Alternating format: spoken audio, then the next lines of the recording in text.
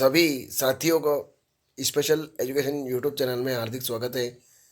तो आप देख रहे हैं स्क्रीन पे महत्वपूर्ण खबर, जो डीए में बढ़ोतरी को लेकर वेतन आयोग की बैठक हुई। अहम फैसले, कर्मचारियों की हुई बल्ले बल्ले।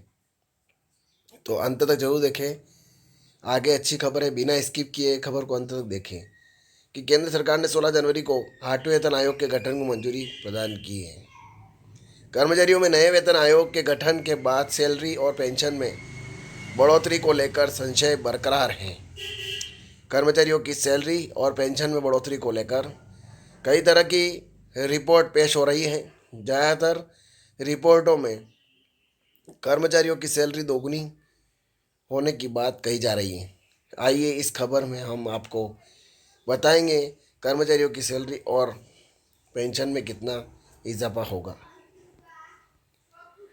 वेतन आयोग के गठन को मंजूरी प्रदान होने के बाद आयोग ने पैनल और सरकार के साथ कर्मचारियों की सैलरी और वेतन बढ़ाने को लेकर बैठक का आयोजन किया था।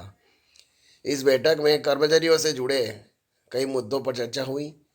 इस बैठक में आयोग ने कर्मचारियों के प्रतिनिधियों से मिलकर टर्म्स ऑफ रेफरेंस यानी किस आधार पर वेतन, पेंशन और दूसरे बेनिफिट्स को बदला जाए, इस पर विस्तारित चर्चा की है। इस बैठक के बाद कर्मचारी संघ के प्रमुखों के चेहरे पर खुशी नजर आ रही है। विशेषज्ञों का मानना है कि सरकार ने वेतन आयोग में कर्मचारियों को सैलरी और पेंशन में बढ़ोतरी के अलावा कई तरह के लाभ दे सकती है। आयोग और सरकार के बीच होगी कई बैठकें। नए वेतन आयोग के गठन को लेकर वेतन आयोग और केंद्र सरकार के बीच कहीं बैठकें हो और भी होनी है। नए वेतन आयोग की प्रक्रिया को इस साल के अंत तक पूरा करना है। हाल में लागू वेतन आयोग का कार्यकाल इस साल के दिसंबर में समाप्त होने जा रहा है।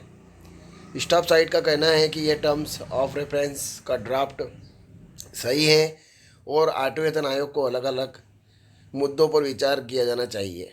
वहीं डीओपीटी सचिव ने कहा कि बैठक के बाद टर्म्स ऑफ रेफरेंस को लेकर स्थिति पहले से ज़्यादा साफ हो गई है और भविष्य में ऐसी और बैठकें की जाएगी। फिटमेंट फैक्टर में होगा इतना इजाफा। नए वेतन आयोग में कर्मचारियों और पेंशनर की सैलरी और पेंशन में इजाफा फिटमेंट फैक्टर के आधार पर करता है। फिटमेंट फैक्टर कर्मचारियों की सैलरी में बढ़ोतरी उनके काम और बढ़ रही महंगाई के आधार पर करता है। माना जा रहा है कि 8वें वेतन आयोग में सरकार 1.92 से 2.08 के बीच फिटमेंट फैक्टर को मंजूरी दे सकती है। हालांकि कई एक्सपर्ट का मानना है कि सरकार फिटमेंट फैक्टर 2.86 को मंजूरी दे सकती है। बता दें कि फिटमेंट फैक्टर एक तरफ का कैलकुलेटर है। इससे पता चलता है कि बेसिक सैलरी में कितना इजाफा होगा। 60% होगा महंगाई भत्ता। नए वेतन आयोग के लागू होने से पहले कर्मचारियों को मिलने वाला डीए उनकी बेसिक सैलरी का 60% तक हो सकता है। ऐसे में कर्मचारियों के महंगाई भत्ता में काफ़ी इजाफा होने जा रहा है। अभी 7वें वेतन आयोग में बेसिक सैलरी 18,000 रुपये है। इसमें डीए जोड़ने के बाद सैलरी 28,800 हो जाएगी।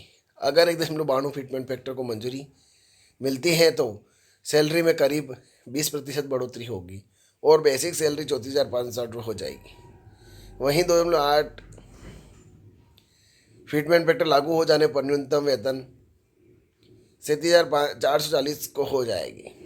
इसी तरह 2.86 फिटमेंट फैक्टर लागू होने पर बेसिक सैलरी 80% बढ़ जाएगी और न्यू बेसिक सैलरी 51,480 हो जाएगी। फिटमेंट फैक्टर में जितना इजाफा होगा उसी आधार पर बेसिक सैलरी में बढ़ोतरी होगी। बैठक में इन मसलों पर बनी सहमति।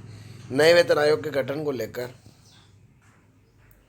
आयोग और सरकार के बीच हुई बैठक में कर्मचारी संघ के प्रमुखों की कई मांगों पर सहमति हुई है। 50% डीएनएस अलाउंस, डीएनएस रिलीफ को बेसिक पे में मिला देना चाहिए और कर्मचारियों और पेंशनधारकों को अंतरिम राहत मिलनी चाहिए। रेलवे और रक्षा क्षेत्र में काम करने वाले कर्मचारियों की दुर्घटना में मृत्यु की घटनाओं के मुद्दे को उठाया गया।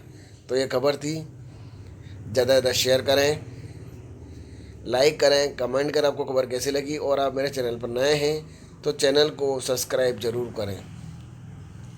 जय हिंद, जय भारत।